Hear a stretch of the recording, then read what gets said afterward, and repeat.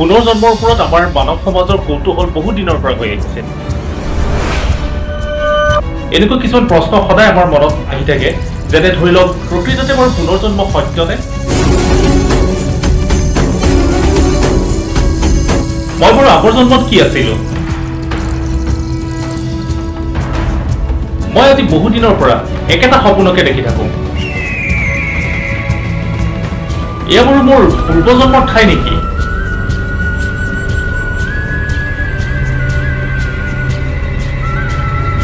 মই বাৰু আকৌ মানুহ হৈ জন্ম ল'ম নে?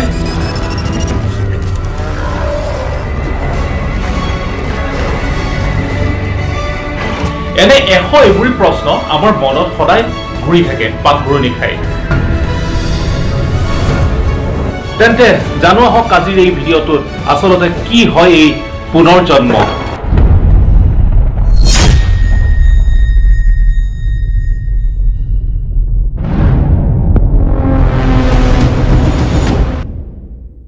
ভিডিঅ'টো আৰম্ভ কৰাৰ আগতে আপোনালোকক অনুৰোধ জনাইছো যাতে এনে ধৰণৰ ইন্টাৰেষ্টিং টপিকৰ ওপৰত ভিডিঅ' আৰু পাবৰ বাবে অনুগ্ৰহ কৰি চেনেলটো আপোনালোকে সাবস্ক্ৰাইব কৰি দিব, কাৰণ ই আপোনালোকৰ বাবেতো সম্পূৰ্ণৰূপে বিনামূলীয়া, কিন্তু ইয়াৰ জৰিয়তে মই আগবাঢ়ি যাবৰ বাবে যথেষ্ট অনুপ্ৰেৰণা পাওঁ। লগতে যদি ভিডিঅ'টো ভাল পায় তেনেহলে লাইক, শ্বেয়াৰ আৰু কমেন্ট কৰি দিব।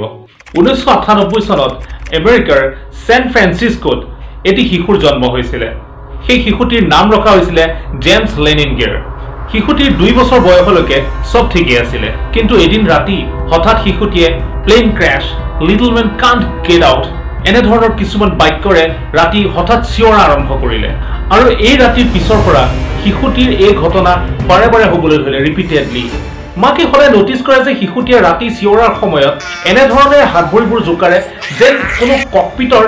প্লেনৰ যি ককপিট থাকে সেই ককপিটৰ যেন তেওঁ কন্ট্ৰল ৰুমত আছে আৰু প্লেনৰ কন্ট্ৰল নিজৰ হাতত ৰাখিবৰ বাবে যথেষ্ট চেষ্টা কৰিছে। মাকো সেই সময়ত আচৰিত যে মাত্ৰ 2 বছৰত এটা শিশুৱে কেনেকৈ ইমান কথা জানিলে।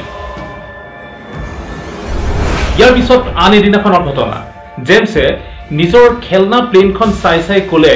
যে এইখন কৰ্চেৰ প্লেন, মই এইখন চলাইছো। তেতিয়াতো তেওঁৰ মাকৰ মুখৰ দৰাচলতে মাত হেৰাই গ'ল, কাৰণ কৰ্চেৰ ৱৰ্ল্ড ৱাৰ 2ত ব্যৱহৃত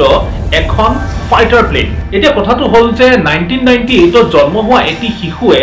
এই কৰ্চেৰ প্লেনখনৰ নামটো বাৰু কেনেকৈ জানিলে? কাৰণ ঘৰত কোনো ধৰণৰ ৱৰ্ল্ড ৱাৰ 2 সম্পৰ্কীয় ডিছকাশ্যন হোৱাই নাছিল বা হোৱাৰ কোনো পৰিস্থিতিও তেওঁলোকৰ ঘৰত নাছিলে। তেন্তে এই কথা সম্ভৱ হ'ল কেনেকৈ? আৰু ইয়াৰ লগতে জেমছে আৰু এটা নাম ল'লে, সেই নামটো হৈছে নাটোমা।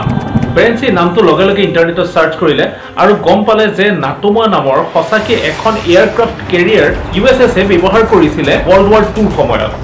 এতিয়া গেম কিন্তু চিৰিয়াছ হৈ গ'ল। আন এদিনাখন ৰাতি জেমছে হঠাৎ চিঞৰি উঠিলে,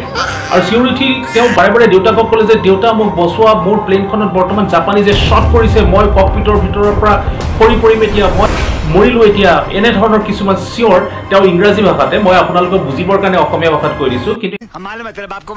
কিন্তু এনে ধৰণৰ কিছুমান তেওঁ বাক্যৰে সৈতে ৰাতি সপোনত বাৰে বাৰে হাত ভৰি এচাৰি চিঞৰিবলৈ ধৰিলে। পেৰেণ্টছে এইবাৰ যেন কিছুমান ডিটেইলছ পাই গ'ল আৰু লগে লগে তেওঁলোকে ইণ্টাৰনেটত এই সমগ্ৰ ঘটনাৱলী চাৰ্চ কৰিবলৈ লাগিলে। অৰ্থাৎ যিবোৰ শব্দ বা বাক্য তেওঁলোকে নিজৰ শিশুটিৰ মুখৰ পৰা শুনিছিলে, সেই সন্তানৰ বাক্যবোৰ তেওঁলোকে ইণ্টাৰনেটত ব্যৱহাৰ কৰি তেওঁলোকে চাৰ্চ কৰা আৰম্ভ কৰিলে।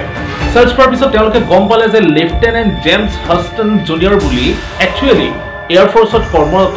এজন পাইলট আছিলে ৱৰ্ল্ড ৱাৰ 2ৰ সময়ত, যাৰ জন্ম হৈছিলে 22 অক্টোবৰত 1923 চনত, জন্মস্থান পেনচিলভেনিয়া। তেওঁ ৱৰ্ল্ড ৱাৰ 2ৰ সময়ত এই কৰ্চেৰ ফাইটাৰ যিখন প্লেন হয়, যিটোৰ বিষয়ে ইতিমধ্যে নিজৰ সন্তানৰ মুখেদি তেওঁলোকে শুনিছিলে, একচুৱেলি তেওঁ সেই প্লেনখন ৱৰ্ল্ড ৱাৰ 2ৰ সময়ত চলাইছিলে।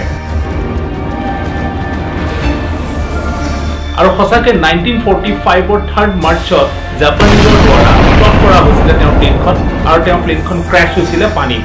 তেতিয়া তেওঁৰ পেৰেণ্টছে, অৰ্থাৎ বৰ্তমানৰ জেমছৰ পেৰেণ্টছে গম পালে যে দৰাচলতে এই ঘটনাৰ কথাই তেওঁলোকৰ সন্তানে বাৰে বাৰে টোপনিত ৰাতি টিকে টিকে কৈ থাকে, বা তেওঁৰ কনচিয়াছ থকাৰ অৱস্থাটো বাৰে বাৰে এই ঘটনাৰ কথাকে ৰিপিট কৰি থাকে। আৰু এটা কথা জেমছে কৈছে যে তেওঁৰ পৰিয়ালত অকলে নাছিলে, তেওঁৰ এগৰাকী ছিষ্টাৰো আছিলে। সেই ছিষ্টাৰগৰাকীৰ নাম আছিলে এন হাছটন বাৰ্ড। পেৰেণ্টছে এই তথ্যৰ ক্ৰছ চেক কৰিলে আৰু ভেৰিফাই কৰিলে যে হয়, একচুৱেলি সেই জেমছ হাছটন বুলি যিজন পাইলট আছিলে সেই পাইলটজনৰ একচুৱেলি সেই নামেৰে এগৰাকী সিস্টাৰ আছিলে ফাইনেলি 2004ত যেতিয়া জেমছক পেৰেন্টছে ওয়াৰ্ল্ড ওয়াৰ 2 নেশনাল মিউজিয়ামলৈ লৈ গ'ল আৰু লৈ গৈ পেলাই এখন মেপৰ সন্মুখত থিয় কৰাই দিলে আৰু থিয় কৰাই দিয়াৰ লগে লগে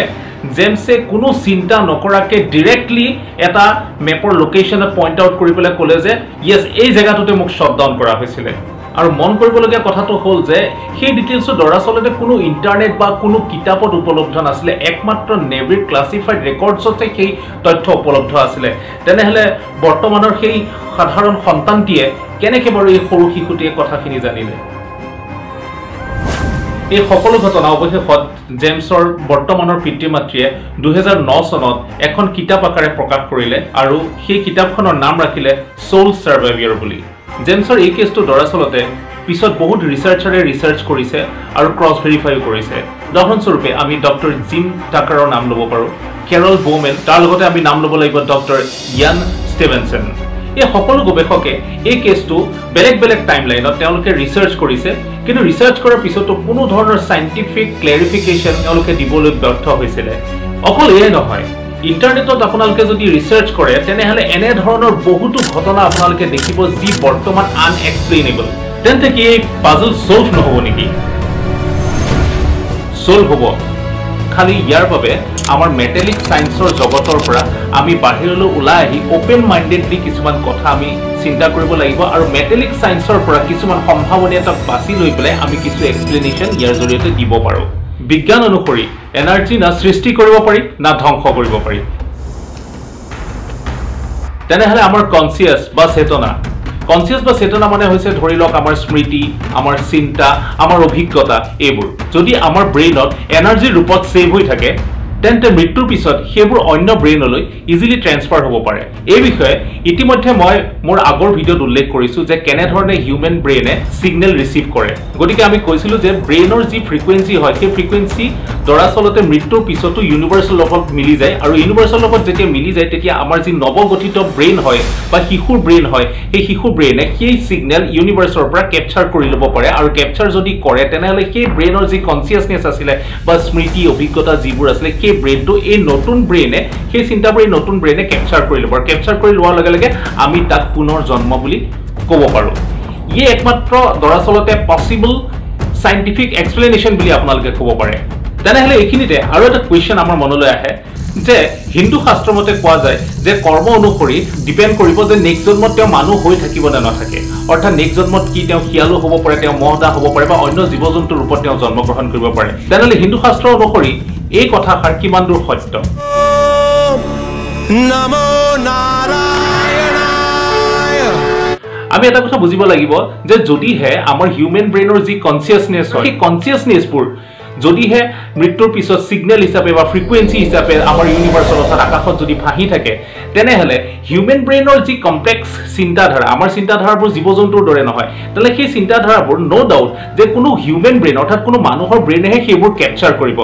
ইয়াক আপোনালোকে এটা ইজিলি এক্সাম্পলৰে বুজিব পাৰে উদাহৰণস্বৰূপে ধৰি লওক যে এটা টিভিৰ সিগনেল এখন টিভিৰ যি ডিশ এন্টিনা থাকে সেই ডিশ এন্টিনাই অকল টিভিৰ সিগনেলহে ক্যাপচাৰ কৰিব ৰেডিঅ'ৰ সিগনেল নহয় বা এটা ৰেডিঅ'য়ে টিভিৰ সিগনেল ক্যাপচাৰ কৰিব নোৱাৰে ঠিক তেনেদৰে হিউম্যান ব্ৰেইনৰ যি সিগনেল বা যি ফ্ৰিকুৱেন্সি হয় সেই ফ্ৰিকুৱেন্সি দৰাচলতে এটা নৱগঠিত হিউম্যান ব্ৰেইনেহে ক্যাপচাৰ কৰিব না কি কোনো জীৱ-জন্তু বা কোনো ধৰণৰ বাঘ ভোং বা শিয়াল টাইপৰ কোনো জীৱ-জন্তুৰ এইবিলাক ক্যাপচাৰ কৰিব গতিকে দেখা যায় যে হিন্দু শাস্ত্ৰৰ মতে যি তথ্য দাঙি ধৰা হৈছে এই তথ্য দৰাচলতে সাইন্টিফিক্যালি আমি এক্সপ্লেইন কৰিব নোৱাৰো কিন্তু এটা কথা আমি মন কৰিব লাগিব যে হিন্দু শাস্ত্ৰত যিখিনি কথা কোৱা হৈছে সেই কথাখিনি সিম্বলিকটো হ'ব পাৰে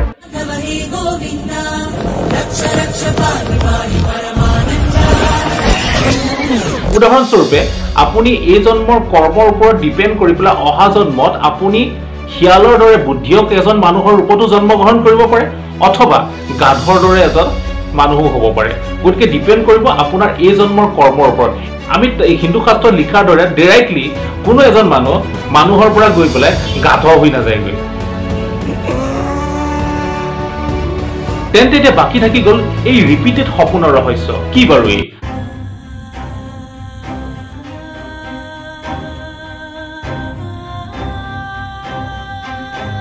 আমি যে সদায় যে একেটা সপোনকে কেতিয়াবা দেখি থাকোঁ, বহুত মানুহে কয় যে মই একেটা সপোনকে দেখি থাকোঁ বা সপোনত এডোখৰ জেগাকে মই দেখোঁ মাজে মাজে,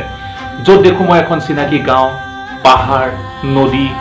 এটা কেঁকুৰি বা এটা আলিবাট। ই আমাৰ পূৰ্বজন্মৰ মেমৰি নহয়তো।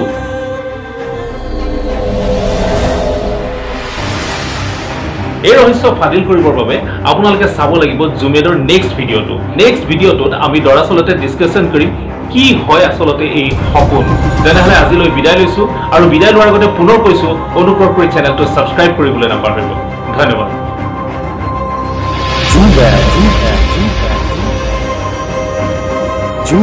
Stay tuned, stay updated.